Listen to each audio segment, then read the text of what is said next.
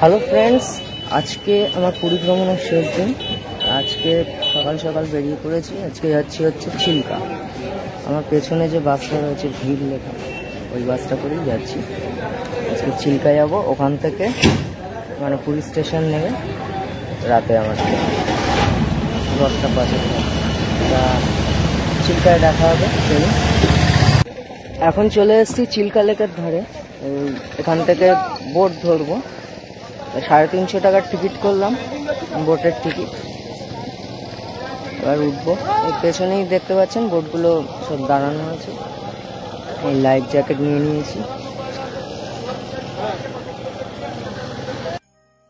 Chilka lake ঘোরবার জন্য দেখতে পাচ্ছি অনেক বোট সাজানো রয়েছে পরপর।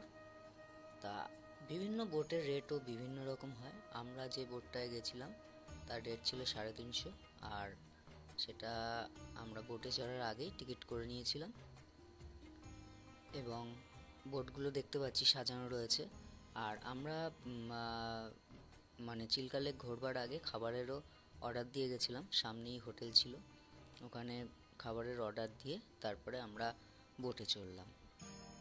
এই যে দেখতে পাচ্ছেন সবাই উঠছে বোটে। আমাদের বোট ছেড়ে দিল চিল্কা লেক ঘোরাবার উদ্দেশ্যে। একটা দারুণ অভিজ্ঞতার সাক্ষী হতে চললাম চিল্কা লেকের ওপরে। চিল্কা লেককে তবে লেক না বলে একে লেগুন বলা যায়। এটি ঈষৎ লোনা জলের উপহ্রদ, যা ভারতের পূর্ব উপকূলে উড়িষ্যার পুরী, খুর্দা এবং গঞ্জাম জেলায় বিস্তৃত। এটা বঙ্গোপসাগরে এটি 1100 কিলোমিটার এলাকা জুড়ে বিস্তৃত। ভারতের বৃহত্তম উপকূলীয় লেগুন। এই চিল্কা উপহ্রদ বিভিন্ন জায়গা থেকে যাওয়া যায়, যেমন সাতপাড়া, বারকুল, রম্ভা, বিভিন্ন জায়গা থেকে যাওয়া যায়। তবে আমরা গেছিলাম সাতপাড়া দিয়ে।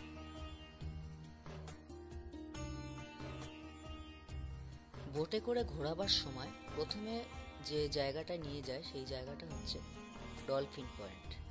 ডলফিন পয়েন্টে ডলফিন ওঠানামা করতে দেখা যায়, কিন্তু আমাদের ভাগ্য খুবই খারাপ ছিল, যার জন্য অনেকক্ষণ ওয়েট করার পরও একটা ডলফিন দেখতে পাইনি।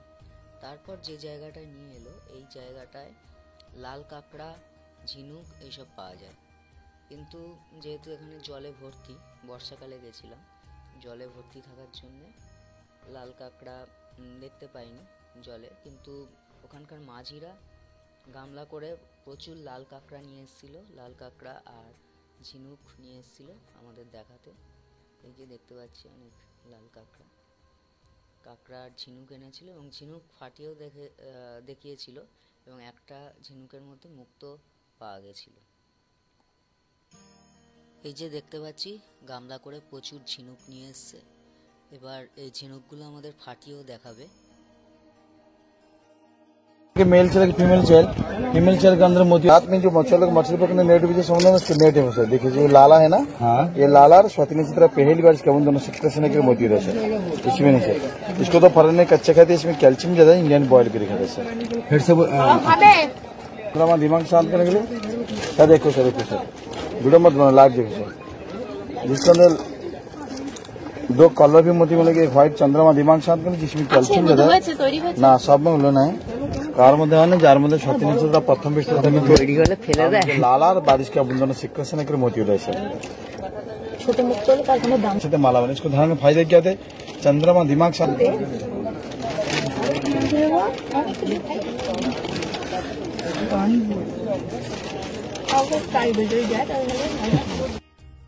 লাল কাঁকড়া এবং ঝিনুক দেখে আমরা আবারও এগিয়ে চললাম চিল্কা হ্রদে। এবার যাব সেই জায়গাটা যেখানে এই চিল্কা হ্রদ এবং সমুদ্র মিলিত হয়েছে। সেই জায়গাটা মানে দারুণ, দুটো রং যে আলাদা, দারুণভাবে বোঝা যাচ্ছিল। চলুন দেখা যাক সেই মানে মিলনস্থল।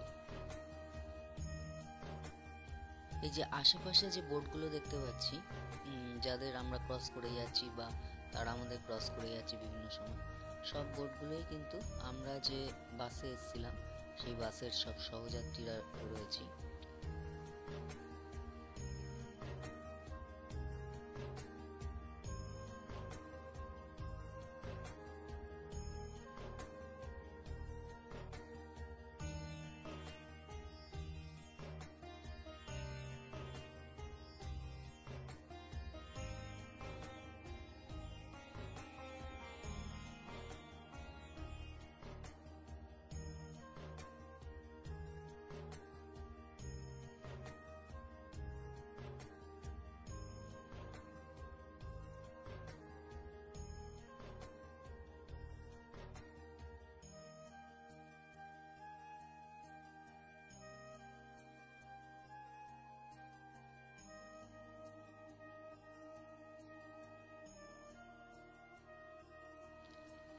এবার আমরা সেই জায়গাটা অতিক্রম করছি যেই জায়গাটায় লেগুন বা চিল্কা লেক, যেটা চিল্কা লেক সমুদ্রের সাথে মিলিত হয়েছে। যে ঘোলাটে জল সেটা হচ্ছে চিল্কা লেকের অংশ, এবং ওইদিকে যে স্বচ্ছ জল দেখতে পাচ্ছি সেটা হচ্ছে সমুদ্রের অংশ, অর্থাৎ বঙ্গোপসাগরের অংশ। এবং ওইদিকে যে একটা দ্বীপ দেখা যাচ্ছে, ওই দ্বীপটায় আমরা নামবো। ওই দ্বীপের নাম হচ্ছে রাজহংস দ্বীপ। আর দ্বীপটায় নেমে আবার কিছুটা গিয়ে একটা সি বিচ রয়েছে, সেই সি বিচের নাম হচ্ছে ক্লাসিক সি বিচ। সেখানেও আমরা যাব। চলুন যাওয়া যাক। প্রথমে আমরা এই দ্বীপে এবার নামবো।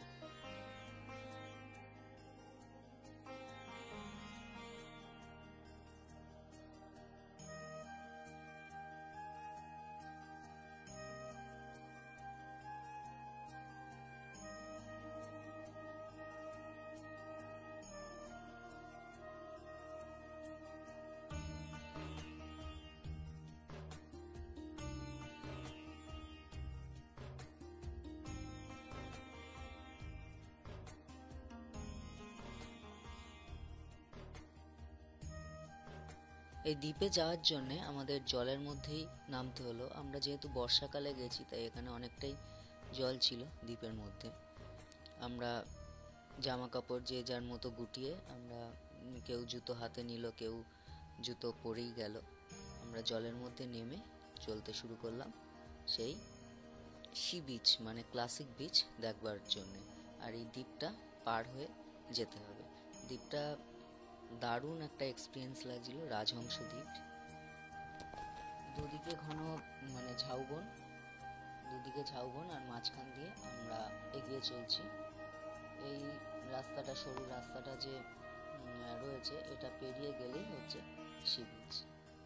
দারুণ একটা জায়গা, দারুণ একটা এক্সপিরিয়েন্স, খুব মজা লাগবে। অনেকেই বলেছিল আসার আগে যে চিল্কা লেকে কি আছে, খুব একটা ভালো নয়, ভালো লাগবে না, কিন্তু এসে দারুণ মজা হয়েছে।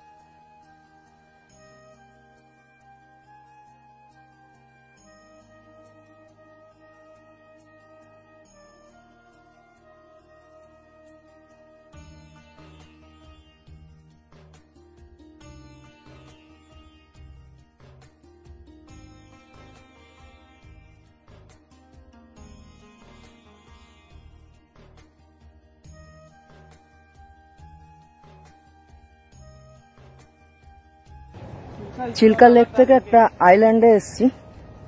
এই আইল্যান্ডের পরে তারপরে যাচ্ছে বে অফ বেঙ্গল। ওই সাইডটা বে অফ বেঙ্গল সামনে আমার পেছনে দেখা যাচ্ছে। এইদিকে যাচ্ছি বে অফ বেঙ্গলের দিকে।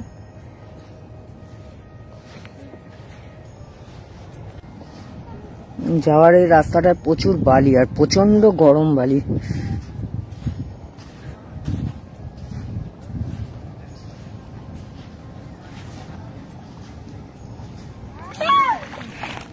এখানে আবার জল রয়েছে এবং জলটা প্রচন্ড গরম। বাপ রে বাপ, যেমনি বালিটা গরম ছিল ওখানে, তেমনি এখানে জলটা গরম। ওফ, पकड़ लो भाई भी इतना गर्म तो नहीं होगा। पकड़ लो जेब में। এই যে এই আইল্যান্ড থেকে এবার চলে এলাম সমুদ্রের ধারে একদম।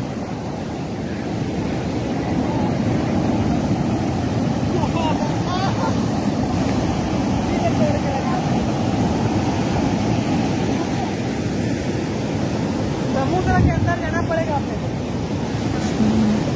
हल्का आराम।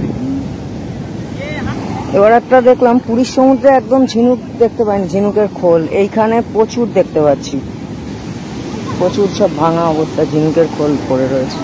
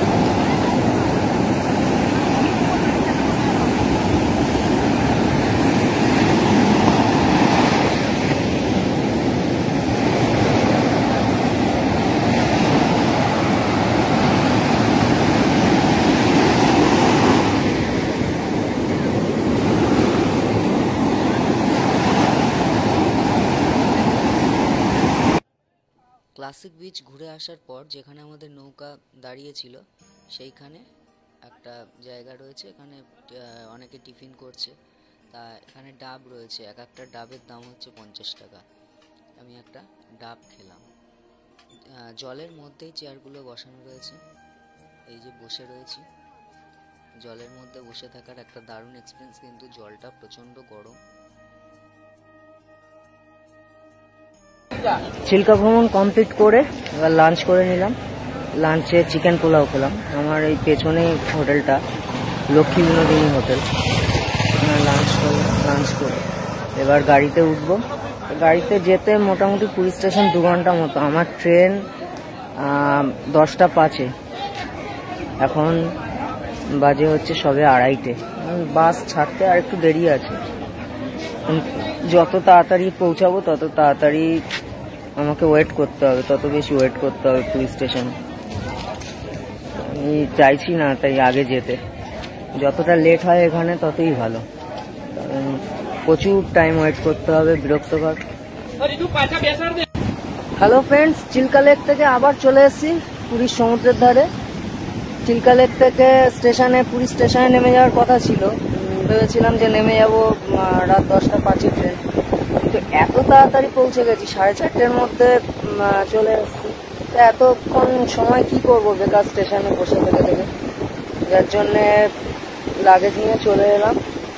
যে হোটেলে আমি ডিনার করছিলাম প্রত্যেকদিন, সেখানে লাগেজটা রাখলাম, রেখে আবার সমুদ্রের ধারে চলে এসেছি। কিছুক্ষণ ঘোরাঘুরি করি, তারপরে 8টা নাগাদ বেরোবো, লাগেজ নিয়ে স্টেশনে বসে রওনা দেবো। আমার ট্রেন হচ্ছে পুরী শালিমার সুপারফাস্ট, রাত 10টা 5-এ। কিন্তু এখনো আমার আরএসি ছিল, সেটা কনফার্ম হয়ে গেছে, কিন্তু এখনো কোচ নাম্বার সিট নাম্বার কিচ্ছু দেয়নি, দেখি কখন দেয়। পুরী স্টেশনে চলে এসেছি, আমার 10টা 5-এ ট্রেন, এখন বাজে 8টা 38। স্টেশনে অলরেডি চলে এসেছি, দেখি এবার প্ল্যাটফর্মে যাব। যদি ট্রেনটা দিয়েছে নাকি ওয়েট করতে হবে। অনেক আগে পৌঁছে গেছি।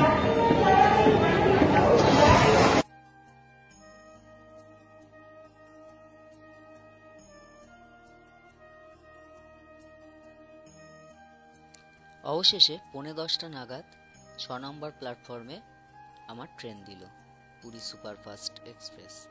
6 নম্বর প্ল্যাটফর্মে এবার ট্রেন দেওয়ার পরই মানুষের হইচই লেগে গেল ট্রেন ধরার।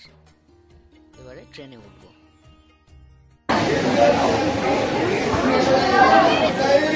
ট্রেন এসে গেছে, এই যে দাঁড়িয়ে আছে, 6 নম্বর প্ল্যাটফর্মে দিয়েছে। এটা B5, আমার হচ্ছে B1, আরো এগোতে হবে। এটা B4, এই B2, এরপর একটাই B1 হবে। A1 চলে এলো, B2 এর পরে A1। আরো কতটা হাঁটতে হবে যে কে জানে, আর পাচ্ছি। এরপরে B1।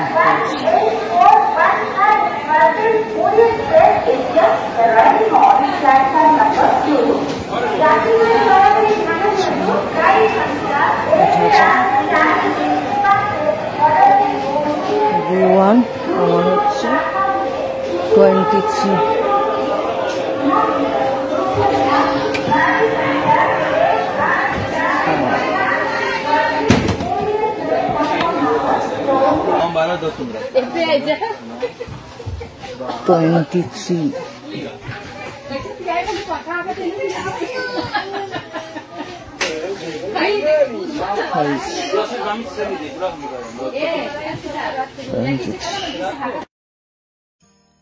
একদম পুরো 10টা 5-ই আমার ট্রেন ছেড়ে দিল, আর তার সাথে সাথে পুরী ভ্রমণও এখানেই সমাপ্ত হলো।